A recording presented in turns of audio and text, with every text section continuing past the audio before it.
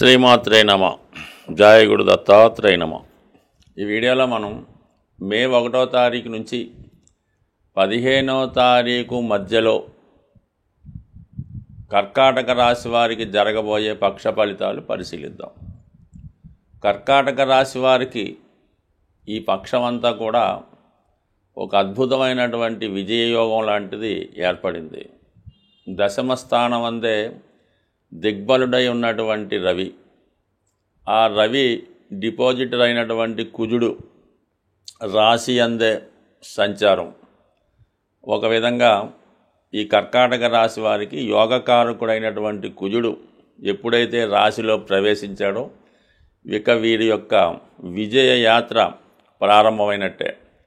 గతంలో ఏ పని కావాలన్నా ఇతరులపైన ఆధారపడినటువంటి వీరు ఇప్పుడు సర్వస్వతంత్రంగా వారి నిర్ణయాలు వారే తీసుకొని అటు ఉద్యోగ సంబంధించిన విషయాలు, అలాగే తన యొక్క నాలెడ్జ్ ప్రతిభ ప్రకటించే ఉద్దేశంలో కూడా ఇప్పుడు సరైనటువంటి నిర్ణయం తీసుకొని సరైనటువంటి మార్గంలో వెళ్ళడానికి ఈ కర్కాటక రాశి వారి యొక్క సమయం ప్రారంభమైంది.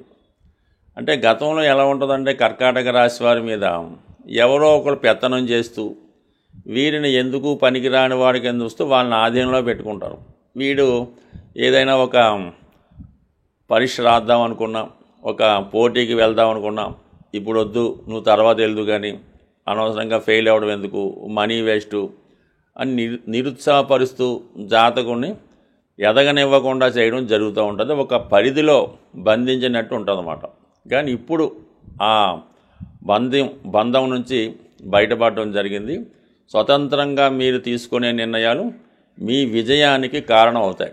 సో ఇక నుంచైనా మీరు ఇతరుల యొక్క సలహాలు వినడం మానేసి సొంత సలహాలతో ముందుకు వెళ్ళినప్పుడు మాత్రమే మీరు ఈ పనిలోనైనా విజయం సాధించగలరు. మరి ఇప్పుడు ఉన్నటువంటి ఈ స్థితి ప్రకారం మీకు ఒక గవర్నమెంట్ పథకం రావాలన్నా, ఒక గవర్నమెంట్ ఉద్యోగంలో చేరాలన్నా, మీరు చేస్తున్నటువంటి పదవిలో వృత్తిలో చాలా స్ట్రిక్ట్గా నిజాయితీగా ఎటువంటి మొగమాటం లేకుండా ఉండాలన్నా ఇది రైట్ టైం అని చెప్పచ్చు. ఈ సమయంలో మీ యొక్క హోదా పెరుగుతుంది, వృత్తిలో గౌరవం పెరుగుతుంది. వ్యక్తిగతంగా మీరు కూడా అటు మీ ఆరోగ్యాన్ని, మీ పర్సనాలిటీని డెవలప్ చేసుకునే ప్రయత్నం చేస్తారు. ఆరోగ్యం బాగుపరిచే నిమిత్తం దేహాన్ని ఫిట్గా ఉంచే ప్రయత్నంలో ఒక ఎక్సర్సైజో, యోగాయో, మెడిటేషనో చేయడం కూడా ఈ సమయంలో రావడం జరుగుతూ ఉంటుంది. వీటికి అన్నిటికన్నా వెరీ ఇంపార్టెంట్ విషయం ఏంటంటే మీకు గురుగ్రహం కేవలం 15 రోజులు మాత్రమే మీకు ఇంకా గురువు 11వ స్థానంలో ఉంటాడు. ఏ ప్రయత్నం అన్నా ఇప్పుడు మీరు ఎంతో కాలంగా ప్రయత్నం చేయొచ్చు. కొత్తగా మీ మనసులోకి ఒక ఆలోచన వచ్చి ఉండొచ్చు. దాన్ని మీరు ఈ రాబోయే 15 రోజుల్లో కంప్లీట్ చేసుకుంటేనే మీకు ఆ పని సులువుగా జరిగే అవకాశం ఉంది. అందులో ముఖ్యంగా ఏదైనా విద్యా సంబంధించిన విషయాల్లో కాలేజీలో సీట్ అవ్వచ్చు, ఇంకొక ఎంట్రన్స్ అవ్వచ్చు, రుణ ప్రయత్నం అవ్వచ్చు, లేదంటే మీ పిల్లల కొరకు మీరు ఏ ప్రయత్నం అన్నా చేస్తుండొచ్చు. ఇవన్నీ కూడా ఈ సమయంలో ప్రయత్నం చేయడం వల్ల బాగా సులభంగా జరిగే అవకాశం ఉంది. మే 15 తర్వాత ఏమవుతుందంటే గురువు 12లోకి వెళ్ళాడంటే ప్రతిదీ కూడా ఎక్కువ ఖర్చుతో కూడుకొని పని జరుగుతూ ఉంటుంది. ఇప్పుడు కాలేజీ సీటు చాలా ఫ్రీగా వస్తుంది. అప్పుడైతే ఎక్కువ మొత్తంలో డొనేషన్ కట్టి చేర్చవలసి ఉంటుంది. కాబట్టి ఏదైనా ముఖ్యమైనటువంటి నిర్ణయాలు ఈ రాబోయే 15 రోజుల్లో చేసుకుంటేనే మీకు చాలా అనుకూలంగా ఉండే అవకాశం ఉన్నది. ఇక దాని తర్వాత మనకి భాగ్యస్థానం, ఇది కూడా మీకు ఒక అదృష్టంగానే భావించవచ్చు. శుక్రుడు తృతీయ దశమాధిపతిగా, అలాగే చతుర్థ లాభాధిపతిగా ఉన్నటువంటి శుక్రుడు కంపల్సరీగా మీకు భాగ్యస్థానంలో ఉండడం వల్ల మీరు వ్యక్తిగతంగా స్త్రీ అయి ఉంటే మీకు మీ యొక్క హోదా పెరుగుతుంది, ఉన్నత విద్యా ప్రయత్నాలు కూడా ఫలిస్తాయి. అదే మీరు అబ్బాయి అయి ఉంటే మీ యొక్క భార్య లేదంటే మీ కుమార్తెకి మంచి అవకాశాలు రావడం జరుగుతుంది. అటు విదేశ ప్రయత్నాలు ఫలిస్తాయి, ఉన్నత విద్యా యోగం కూడా లభిస్తుంది. ముఖ్యంగా ఈ మెడికల్ విద్యలో ప్రవేశిద్దాం అనుకున్న వారికి కానీ, మెడికల్లో ఉన్నత విద్యలో ప్రవేశిద్దాం అనుకున్న వారికి కూడా చాలా వరకు ఈ గ్రహస్థితి సహకరించే అవకాశం ఉంది. ముఖ్యంగా చాలా వరకు ఏంటంటే కర్కాటక రాశిలో ఈ చంద్రుడు రాశ్యాధిపతి కాబట్టి ఎక్కువగా సినిమా పరిశ్రమలో ఈ కర్కాటక రాశి వారికి హీరోలుగా ఎక్కువ ఛాన్సెస్ రావడం జరుగుతూ ఉంటుంది. అంటే చిన్నదవచ్చు పెద్దదవచ్చు. వారు ఈ సమయంలో మీకు ఏమైనా ఇంట్రెస్ట్ ఉంటే ఈ విధంగా మీరు ఒక సినిమా ఇండస్ట్రీలో కానీ ఈ టీవీ పరిశ్రమలో కానీ ప్రవేశించే ఒక సెలబ్రిటీ హోదా లాంటిది ఈ సమయంలో మీకు వచ్చే అవకాశం ఉంది. అది మంచన్నా చెడన్నా మీకు నెమ్మదిగా అయినా దాంట్లో గుర్తింపు రావడం జరుగుతూ ఉంటుంది. అందులో ఇంట్రెస్ట్ ఉన్న వాళ్ళు ఆ ప్రయత్నం కూడా చేయొచ్చు.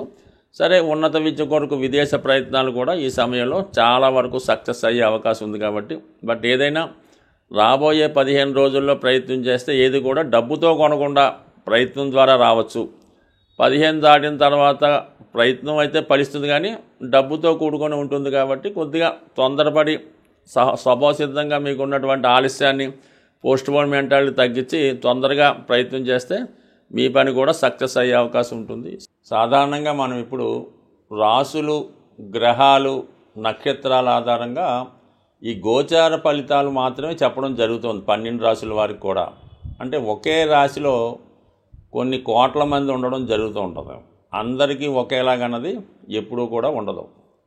మనం ఇప్పుడు చెప్పిన ఫలితాలు కొన్ని పాజిటివ్ ఉండొచ్చు, కొన్ని నెగిటివ్ ఉండొచ్చు.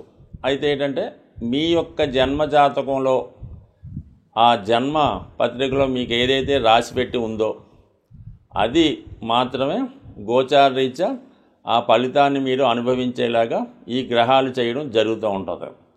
జాతకంలో లేనిది మనం ఎంత ప్రయత్నం చేసినా, గురువు ఎక్కడికి వచ్చినా కూడా జాతకంలో ఉంటేనే ఆ ఫలితం జరుగుతుంది.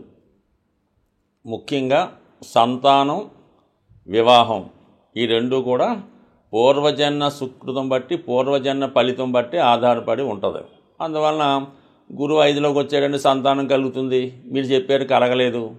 సప్తమంలో గురువు వచ్చాడు, వివాహం వద్దన్నా రావలేదు అంటే కుదరదు. ఎందుకంటే మీ జన్మపత్రికలో మీరు పుట్టినప్పుడు ఆ బ్రహ్మదేవుడు మీ జీవితంలో వివాహం రాసిపెట్టి ఉంటే వివాహం జరుగుతుంది, సంతానం రాసిపెట్టి ఉంటే సంతానం జరుగుతుంది. ఈ రెండూ లేకుండా జరగలేదంటే కాదు. అందుకని మీరు మీ యొక్క జాతకాన్ని ఇంకా క్షుణ్ణంగా డీటెయిల్గా తెలుసుకోవాలంటే మీరు మీ యొక్క డేట్ ఆఫ్ బర్త్ టైం ఉంటే మీకు తెలిసినటువంటి జ్యోతిష్కుడు, అంటే ముఖ్యంగా ఎప్పుడూ కూడా మీ కుటుంబం ఒక ఫ్యామిలీలాగా, ఒక ఫ్యామిలీకి ఎలాగ డాక్టర్ ఉంటాడో ఒక ఫ్యామిలీ జ్యోతిష్కుడు ఉంటే వారి దగ్గర చూపించుకుంటే మీకు ఇంకా మంచి ఫలితాలు క్లారిటీగా రావడం జరుగుతూ ఉంటుంది. అంటే మీ యొక్క జన్మజాతకం కేవలం మీ బట్టే కాకుండా మీ భార్య, మీ తల్లిదండ్రులు, మీ తోడబుట్టినవారు, మీ యొక్క సంతానాన్ని బట్టి కూడా మీ జాతకంలో ఉన్నటువంటి గ్రహస్థితులు అప్పటికప్పుడు కొన్ని ప్లస్ మైనస్ కూడా ఇస్తుంటాయి. కాబట్టి మీ యొక్క జన్మజాతకాన్ని పూర్తిగా తెలుసున్న మంచి జ్యోతిష్కుడి దగ్గర చూపించుకొని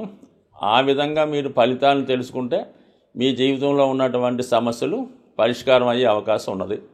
సో అలాగే ఏదన్నా జాతకంలో బలం పెరగాలంటే పుణ్య కార్యక్రమాల ద్వారా దైవ బలం పెంచుకునే అవకాశం ఉంది. అంటే ఎవరు ఎక్కువగా మనం దానం చేయడం వల్ల, ఇతరులకి సహాయం చేయడం వల్ల, వృద్ధులకి సహాయపడడం వల్ల మీ యొక్క పుణ్యఫలం పెరుగుతుంది. అంటే ఏదైనా అష్టమం అన్నది మన కష్టాలకు కారణమవుతుంది.